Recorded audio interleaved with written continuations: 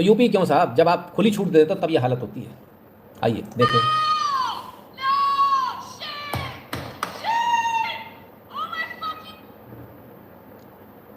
तो ये जो है, ये घटना जो है अमेरिका की है। अमेरिका में एक घटना हुई कि एक बंदी को रोक रहे थे आइस वाले, आईसीई आइस वाले रोक रहे थे कि अपना परिचय दो, तुम बाहर की तो नहीं हो, ये तो नहीं हो, वो तो नहीं हो। उस वो कन्फ्रंट्रेशन अवॉइड करने के लिए उसने मोड़ी गाड़ी, चढ़ा नहीं रही थी, मोड़ के दूसरी तरफ जा रही थी अपने सही रास्ते। ऐसी कंडीशन में जो इनका आईसीई डिपार्टमेंट है, उसने 3 गोलियां उसके सर पर मार दी और उसकी मृत्यु हो गई। ये तब होता है जब आपका प्रशासन बेलगाम हो जाता है। ये तब होता है जब आप प्रशासन को अथाह पावर दे देते हो, बिल्कुल बेलगाम कर देते हो। लोग अब इसके बाद चिल्ला रहे हैं, लोग परेशान हैं, हैरान हैं।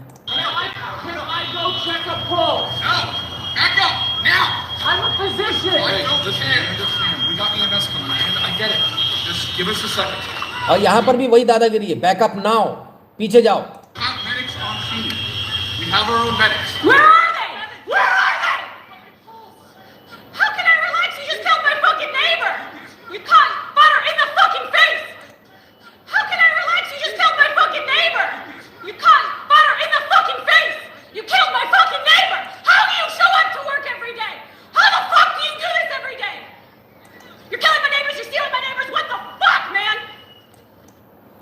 तो ये हालत है साहब, ज़्यादा पावर दे दी, ज़्यादा राष्ट्रवादी बन गए थे, ज़्यादा पावर दे दी, नहीं भाई राष्ट्रवादी ऐसा है वैसा है।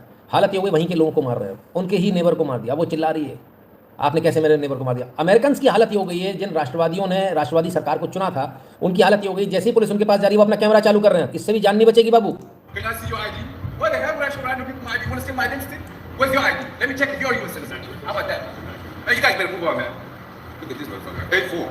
What kind of name is that? Alcohol 4? What's your initial? Your hair? It ain't over there.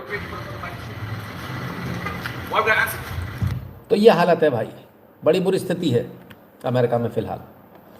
पता नहीं ऐसा क्या हुआ कि जितनी भी राष्ट्रवादी सरकारें चुनी गई थी, वो सब राष्ट्रवादी सरकारें कुछ गलत रास्ते पे चली गई। उन्हें लग रहा है for granted, they are taking people for granted, और ये कम्युनिज्म के लिए रास्ता खोल देगी।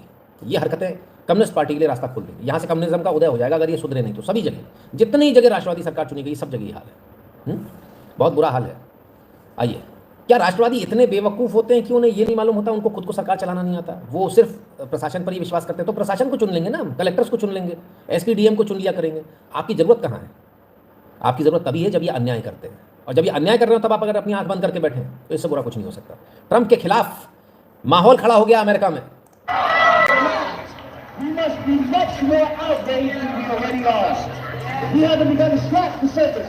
Of how outraged we must be to topple this regime. Do you understand that? So I want you to go ahead tonight, and I want you to be happy that you went to a rally, even though it's a quick. We must be much more outraged than we already are. We haven't begun. National outrage, MAGA lie, Americans die. ISIS trumps Gestapo. भाई Trump के खिलाफ तो माहौल खड़ा हो गया, और अब लोग कह रहे हैं वी नीड रिजीम चेंज। लोग कह रहे हैं rise up and stand. Regime change चाहिए भाई, इतने सारे लोग हैं मिनियापोलिस में।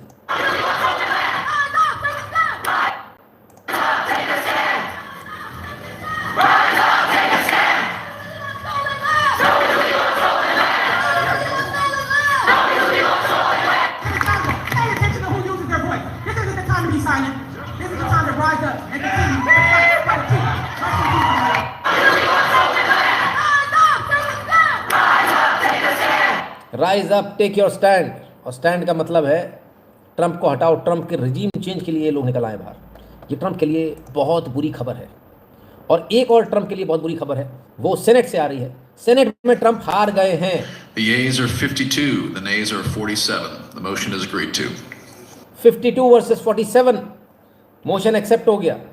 अब ट्रंप वेनेजुएला के ऊपर फर्दर कोई मिलिट्री एक्शन नहीं ले पाएंगे बिना कांग्रेस की अथॉरिटी के। कांग्रेस से उन्हें अथॉरिटी लेनी पड़ेगी। तो ये ट्रंप के लिए एक बहुत बड़ा सेटबैक है।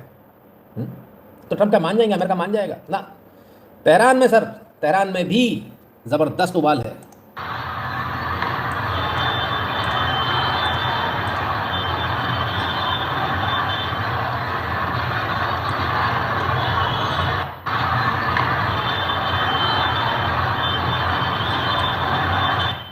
ये रात की अभी की तस्वीरें थी, कुछ घंटे पहले की।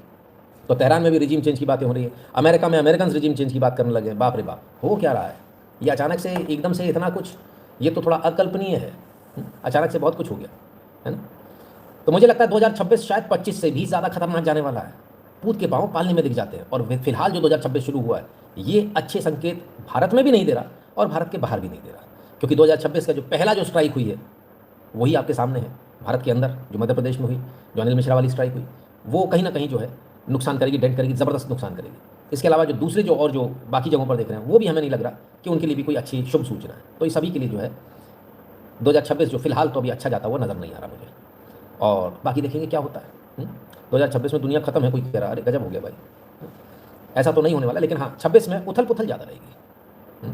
आप याद कीजिए हमने 24 में कहा था कि 25 में 24 से ज़्यादा उथल पुथल रहेगी, ठीक है ना।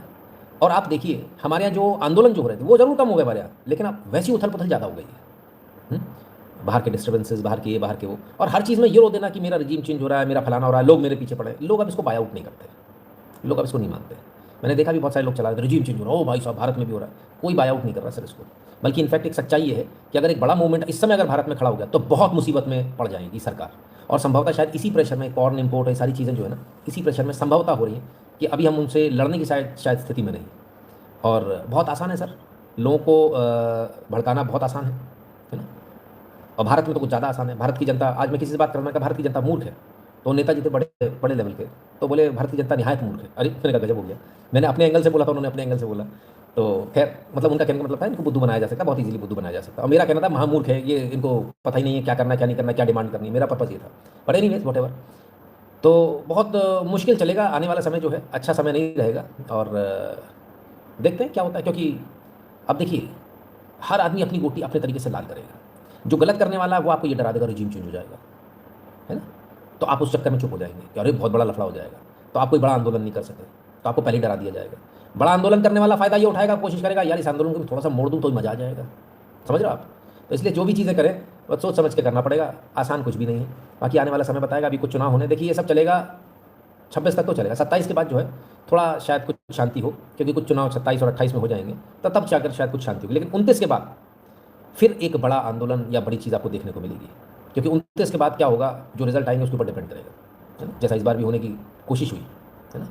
तो खैर अभी फ़िलहाल वर्तमान में तो जो स्थितियाँ हैं भारत के अंदर होना संभव लगभग नामुमकिन है। कोई आपको डरा दे, झूठ बोल दे, बात एक अलग है। बाकी भारत के अंदर ऐसा कुछ उथल पुथल इतनी बड़ी हो नहीं पाई, यार थोड़े बहुत ये सब चलता रहेगा, लेकिन बाकी कुछ ऐसा विशेष होगा नहीं।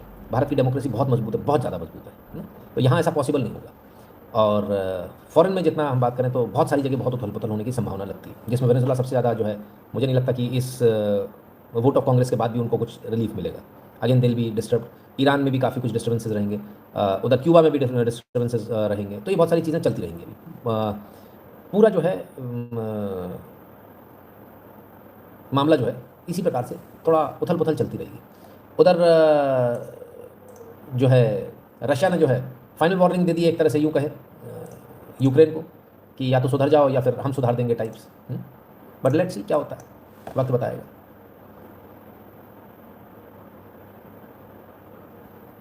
चलिए, तो चाइना का क्या होगा लोग पूछ रहे हैं। चाइना बहुत स्ट्रांग है सर, वहाँ पर डेमोक्रेसी नहीं है, तो वहाँ पर कोई प्रॉब्लम ही नहीं है। प्रॉब्लम डेमोक्रेसी से है ना, अपनी डेमोक्रेसी तो वो प्रॉब्लम है। वहाँ तो सर लोग पिट रहे हैं, कुट रहे हैं, उनको एक स्थिति अलग है वहाँ की, वहाँ पर आवाज़ ही नहीं उठा सकते।